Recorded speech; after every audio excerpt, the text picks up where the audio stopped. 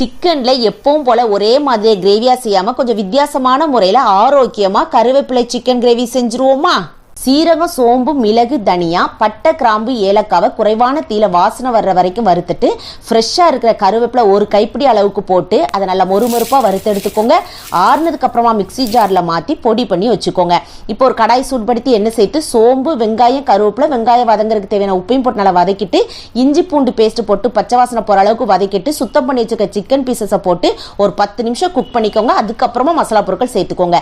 தனி மிளகாய் தூள், தனியாத்தூள், மஞ்சள் தூள், தேவையான உப்பு போட்டு இன்னொரு 5 நிமிஷம் குக் பண்ணி எடுங்க. அதுக்கப்புறமா தக்காளி பழத்தை சேர்த்துக்கோங்க.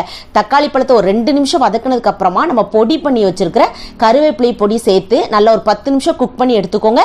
அதுக்கப்புறமா தேவையான அளவுக்கு தண்ணி ஊற்றி குக் பண்ணி எடுத்துட்டீங்கன்னா மணக்க மணக்க ஆரோக்கியமான கருவேப்பிலை சிக்கன் ரெடி. கண்டிப்பா இதை ட்ரை பண்ணி பாருங்க. அப்படியே லைக் பண்ணிருங்க. தேங்க்யூ.